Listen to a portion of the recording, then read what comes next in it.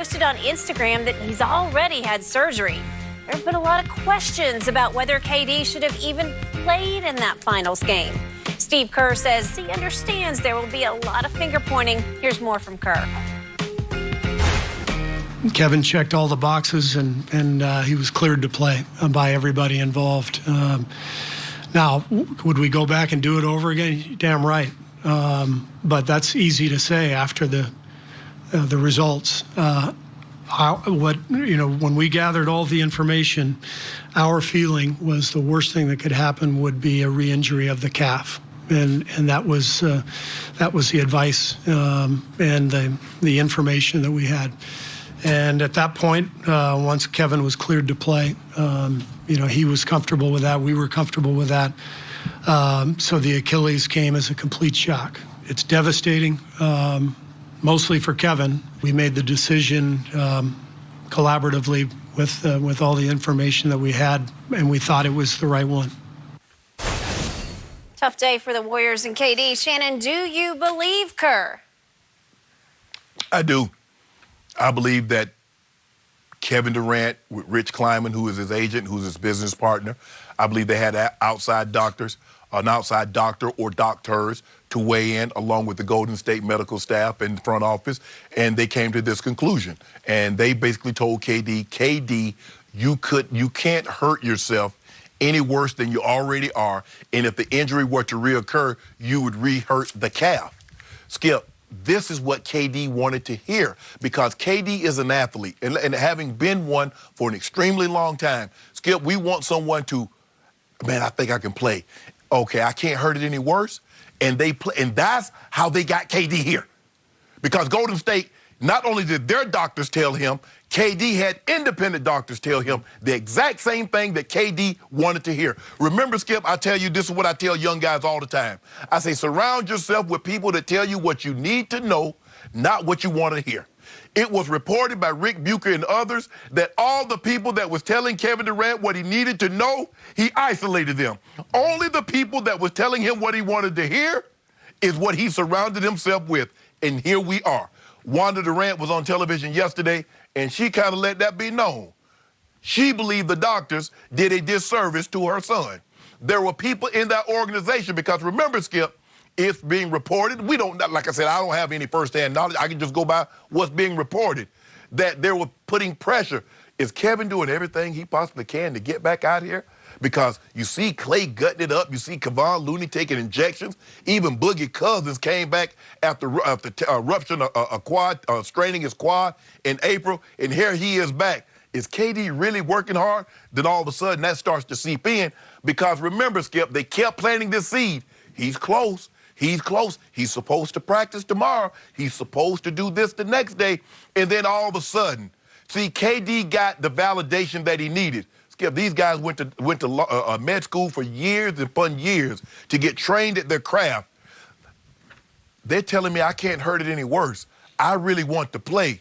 Okay, that's the green light that I need. Skip, they did this young man a terrible disservice. And Kevin Durant bears some responsibility, because he allowed them to appeal to that athletic side of him, the competitive side of him. That is me. I look where I've come from, look to where I got, and we never think anything. Skip, you know, as an athlete, you know the last thing they think is something bad could happen to them. And this is where we are right now. I believe Steve Kerr when he said that they collaborated on this, but Kevin Durant bears a lot of responsibility because he had the final say. But because he wanted to play so bad, and the doctor said you can't hurt it any worse, he went with that. And not only did he hurt a calf, but Skip, for me, I never believed it was the calf. I'm sorry. They called me skeptical, called me cynical, called me doubtful. But I believe it was always the Achilles. So I am with you times 10 on this one. I'm sorry, but as much as I respect Steve Kerr, I don't believe a word he said yesterday.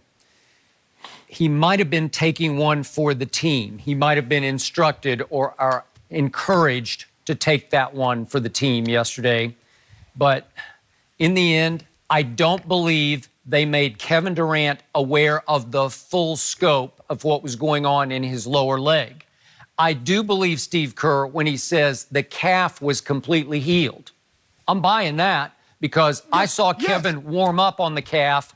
And as you well know, if you have any kind of calf strain or tear, you can't push off. You ain't jumping like that. And he was No, you're not jumping like that, Skip. Pushing into his jumpers, pushing into his dunks.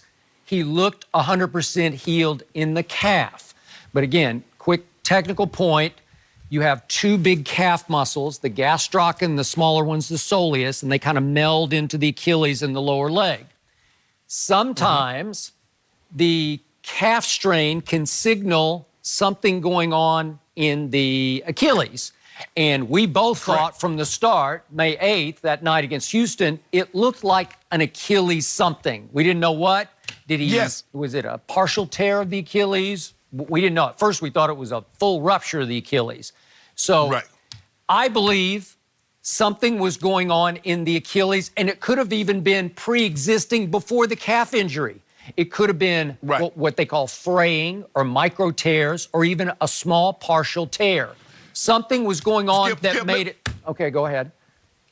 Skip, let me say this.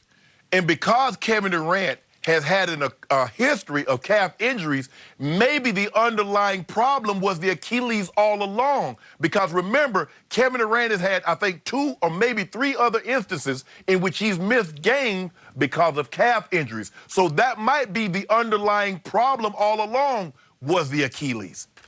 Okay, so I believe somebody on the medical staff, either inside or outside opinion, knew there was I'm just going to guess at these, a 10% risk, a 20% risk of the Achilles.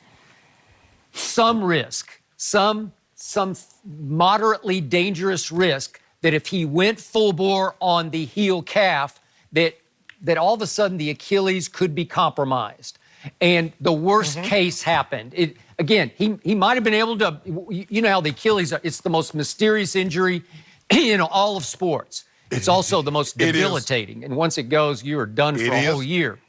And there's also, I hate to bring this up, but it's the one injury that has the highest risk of re-tearing. You know, you can come back too soon and it'll rupture again. We've seen that numerous times. But in this case, look, I told you yesterday, I talked to a guy who knows Kevin very well, and he believed that Kevin got guilted into this, that he knew maybe there was some risk going on, but that, as you point out, man, he wants to help his guys. And they all recruited him in the Hamptons, and so it's like, man, we're down 3-1, and look what Clay just did, and look what DeMarcus is doing, look what Kevon's doing, look what Iggy's playing with. I got to try. Even though there's 10 or 20% risk of my Achilles, I got to try. And the worst case happened. And yet, Kevin, in his post yesterday after surgery, he expressed no negativity. He didn't try to throw anybody under the bus, so I'm giving him high marks for that.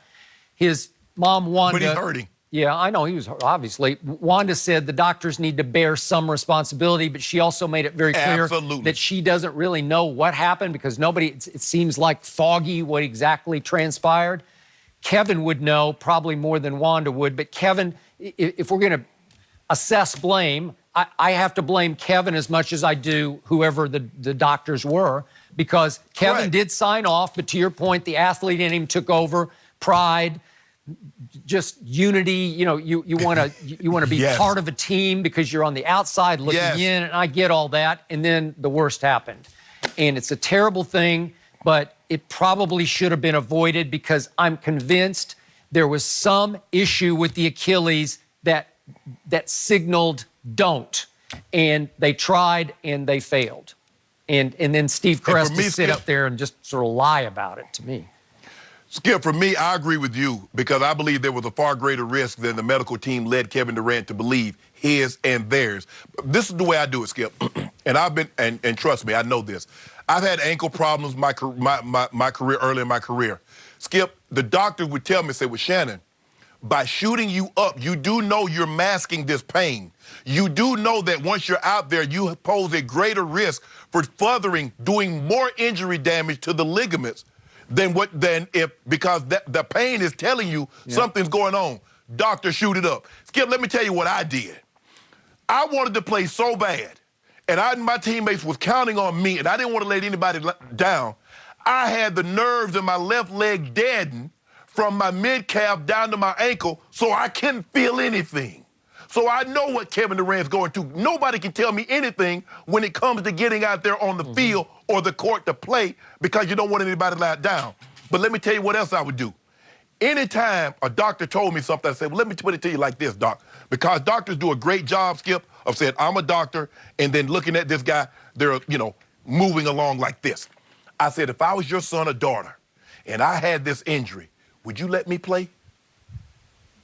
If I was your mom, if I was your dad, would you say have the surgery or wait 6 months?